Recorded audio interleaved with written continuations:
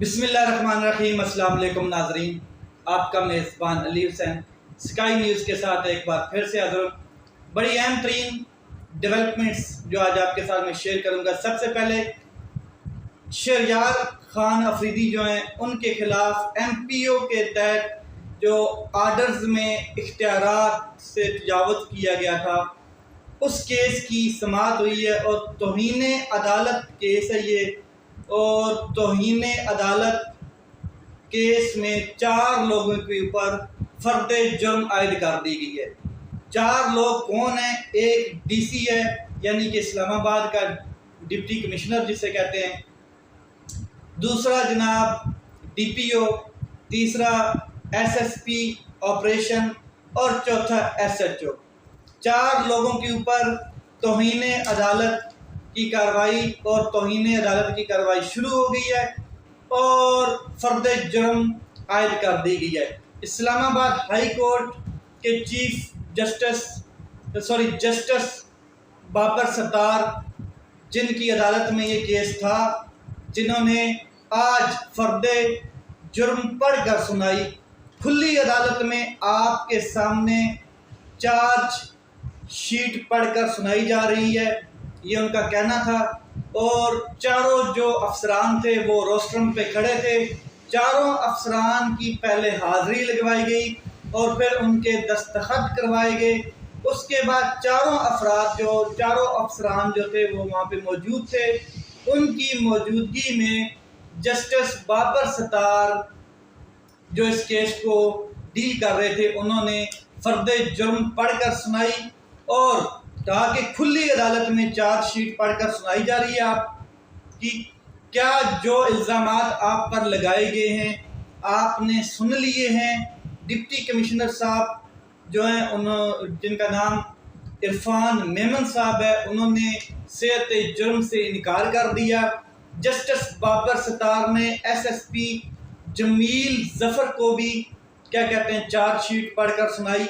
तो उन्होंने कहा कि मुझे कुछ टाइम दिया जाए तो मैं चीज़ें साबित करूंगा। तो जस्टिस बाबर सत्तार साहब ने कहा कि जो कुछ भी अब आपने साबित करना है वो आपने ट्रायल में साबित करना है। क्या आप दिफा पेश करना चाहते हैं? तो SSP ने कहा कि मुझे थोड़ा सा वक्त दे दें, क्योंकि उन्होंने सेहत जुर्म से इनकार नहीं किया। बाकी 3 अफसरान ने सेहत जुर्म से इनकार किया, जिसमें एक तो डिप्टी कमिश्नर इरफान मेमन साहब, दूसरे DPO अमजद फारूक बुटर साहब और तीसरे SHO नासिर मंजूर साहब ने भी फर्द जुर्म से इनकार किया। तो जो SSP ऑपरेशन है उन्होंने कहा कि मुझे टाइम दिया जाए, तो अदालत ने उनके ऊपर फर्द जुर्म आयद कर दी है। अब ट्रायल होगा। इस्लामाबाद हाई कोर्ट ने जो वकील हैं कैसर इमाम साहब, उनको तौहीन अदालत में एज ए प्रोसिक्यूटर तैनात कर दिया है। तमाम अफसरान को अदालत में ये वाज़ा कर दिया गया है कि आप अब ट्रायल में जो कुछ भी साबित करना चाहते हैं करें, और आप पर फर्द जुर्म आयद कर दी गई है। इसके अलावा मैं अब बात करता हूँ लंदन की और दुबई की। कभी कहता है कि मैं पाकिस्तान आ रहा हूँ, कभी कहता है कि मैं पाकिस्तान नहीं आना, कभी कहता है मैं सितंबर में आ रहा हूँ, कभी कहता है मैं अक्टूबर में आ रहा हूँ, कभी कहता है मैं दिसंबर में आ रहा हूँ, कभी कहता है मैं फरवरी में आ रहा हूँ, और कभी कहता है मैं नहीं आ रहा। मेरी कुछ शराइत हैं, मेरी कुछ डिमांड्स हैं, मेरी कुछ ख्वाहिशात हैं, मेरे कुछ अपने प्लान्स हैं, उनके मुताबिक मैं आऊँगा। नवाज शरीफ साहब की बात कर रहा हूँ मैं। नवाज शरीफ साहब क्यों आने से इनकार कर रहे हैं बार बार, क्यों नहीं आ रहे पाकिस्तान में? हालांकि नून लीग जो है लंदन में इस टाइम अपने डेरे लगा के बैठी, तमाम जो सीनियर क़यादत है लंदन में बैठी, और पीपल पार्टी जो है वो दुबई में अपने डेरे लगा कर बैठी है। क्या इनको डर है कि हमारे खिलाफ कार्रवाइयाँ होंगी? हमने जो लूट खसूट की है جو کرپشن کی ہے پاکستان میں ان 16 مہینوں میں، اس کا حساب دینا پڑے گا۔ اس ڈر کی وجہ سے یہ لوگ لندن اور دبئی میں جا کے پناہ گزیر ہو گئے ہیں، یا پھر آرمی چیف عاصم منیر صاحب نے جو اس دن اشارہ دیا ہے کہ تمام کرپٹ لوگوں کے اوپر کریک ڈاؤن ہوگا، تمام کو احتساب کے دائرے میں لایا جائے گا، جس نے بھی ملک کے ساتھ کرپشن کی ہے اور جو بھی ہے، چاہے وہ کوئی کسی پارٹی کا چیئرمین ہے یا کوئی اس کے اندر ورکر ہے یا کوئی سینئر سیاستدان ہے، تمام کو حساب دینا پڑے گا۔ اور ساتھ میں انہوں نے یہ بھی کہا کہ پاکستان میں جتنی بھی سیاسی پارٹیز ہیں، یہ عاصم منیر صاحب نے کہا کہ تمام کی تمام جو ہیں وہ پاکستان کے ساتھ وفادار نہیں ہیں، یعنی کہ وہ مخلص نہیں ہیں اور لوٹتے ہیں اور کرپشن کرتے ہیں، کرپٹ لوگ ہیں۔ اس لیے انہوں نے کہا کہ اب جب تک معیشت ٹھیک نہیں ہوتی میں آرام سے نہیں بیٹھوں گا، اور تمام جو یہ کرپٹ ٹولہ ہے ان کو احتساب کے دائرے میں لایا جائے گا، یہ ان کا کہنا تھا۔ تو کیا اب کوئی نواز شریف صاحب کی بات کریں تو کیا کوئی ڈیل ہوگی؟ کیونکہ ڈیل کے بڑے ماہر ہیں نواز شریف صاحب، آپ کو پتہ ہے اس چیز کا۔ تو کیا کوئی ڈیل ہوگی یا پھر اسٹیبلشمنٹ یہ بات جان چکی ہے کہ ان تلوں میں اب تیل باقی نہیں رہا؟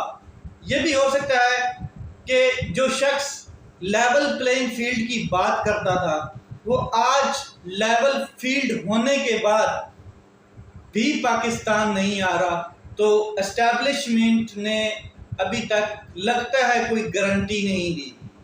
یہ بات واضح ہے کہ یہ بندہ کہتا تھا کہ مجھے لیول پلینگ فیلڈ چاہیے، عمران خان صاحب کو نائل کیا جائے، سزا دی جائے، جیل میں بھیجا جائے، پاکستان تحریک انصاف توڑی جائے، پاکستان تحریک انصاف کو دیوار کے ساتھ لگایا جائے، پھر میرے اوپر جو کیسز ہیں ان کو ختم کیا جائے، پھر مجھے ڈرائی کلین کیا جائے، اور پھر میرے لیے پاکستان ایئر فورس کا جہاز ہے جو پرائم منسٹر کا جہاز ہے، اور میں پھر پاکستان میں آؤں۔ اور خواہش کیا ہے سنیں، خواہش بندے کی یہ ہے کہ میں جب پاکستان میں آؤں تو ایئرپورٹ کے اوپر ایک ہزاروں لاکھوں کا مجمع ہو اور میں ایک سپیچ کروں جلسے کے سامنے، اور جلسے میں اپنی لمبی لمبی چھوڑوں، اور اس کے بعد ایک فارمیلٹی پوری کی جائے، عدالت میں جاؤں، جلسے سمیت عدالت کے سامنے جاؤں، عدالت میں فارمیلٹی پوری کی جائے کہ مجھے فوراً ساری ضمانتیں مل جائیں، اور پھر میں اپنے تاج محل میں جا کے آرام کروں، جو میرے محلات ہیں جاتی عمرہ ان میں جا کے آرام کروں، اور پھر میں عوام میں اپنی کمپین کروں۔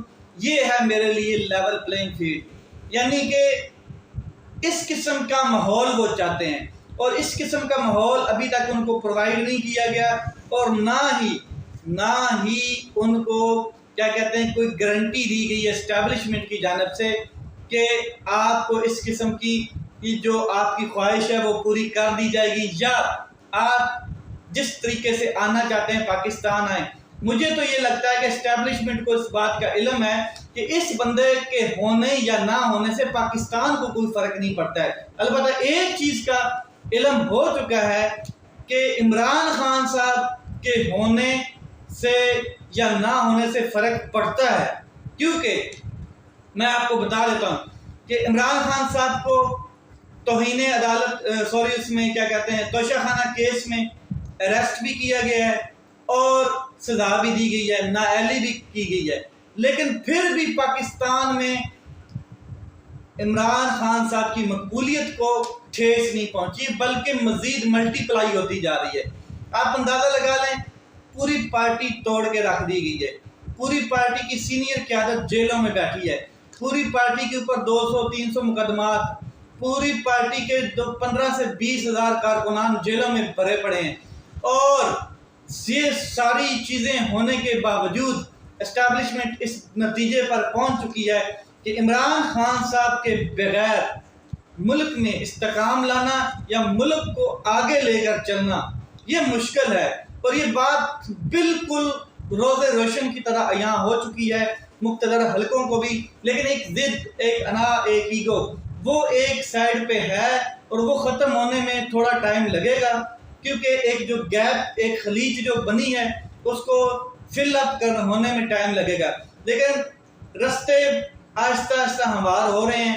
اسٹیبلشمنٹ آہستہ آہستہ اس سائڈ پہ جا رہی ہے کہ عمران خان صاحب جلد ہی انشاءاللہ پاکستان کے مقبول ترین لیڈر پاکستانی عوام کے ساتھ ہوں گے۔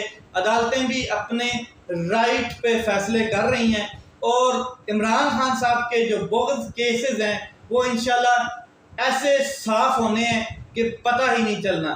تو نواز شریف صاحب کو جو ڈر ہے وہ میں نے آپ کو بتا دیا ہے، اس وجہ سے وہ بار بار کہتے ہیں کہ میں پاکستان نہیں جاؤں گا، کیونکہ ایک شخص جب اس کے بھائی کی حکومت تھی، ڈیفنس منسٹری اس کے پاس تھی، اس کے علاوہ کیا کہتے ہیں وزارت داخلہ تھی اور بڑی وزارتیں تھیں، اور تب وہ بندہ پاکستان میں نہیں آیا، تو اب وہ کیا لینے آئے گا؟ کیونکہ اب تو اس کو پتہ ہے کہ جو پاکستان میں موجود تھے، جیسے ان کی حکومت ختم ہوئی اور نگران سیٹ اپ آیا تو وہ لوگ دبئی بھاگ گئے ہیں سارے، زرداری سمیت۔ ان کو پتہ ہے کہ اب کریک ڈاؤن شروع ہوگا، اور آرمی چیف جو ہے اس نے یہ تہیہ کر لیا ہے کہ جو کرپٹ عناصر ہیں، بلکہ سندھ میں جو ہے کریک ڈاؤن شروع ہو چکا ہے، سندھ میں لوگوں کی پکڑ دھکڑ شروع ہو چکی ہے، اور مال، ڈالر، سونا اور 96-97 ارب روپے ایک ایک بندے سے نکل رہا ہے۔ تو یہ اسٹیبلشمنٹ جو ہے اس نے یہ چیز اب کرنی ہے، کیونکہ اسٹیبلشمنٹ کو یہ علم ہو چکا ہے کہ پاکستان کے عوام کے ساتھ جتنا ظلم کرنا تھا وہ ہو گیا ہے، اب اس اشرافیہ کو بھی ذرا پکڑا جائے۔ تو آرمی چیف کا جو اشارہ تھا، اس کی وجہ سے یہ لوگ ڈر کر ادھر بیٹھے ہیں، جو پہلے بیٹھے ہیں وہ تو آئیں گے نہیں، جو یہاں سے گئے ہیں وہ بھی اب پکے ہو گئے ہیں وہاں پہ، اور ان کو پتہ ہے کہ الیکشن نہیں ہونے ہیں۔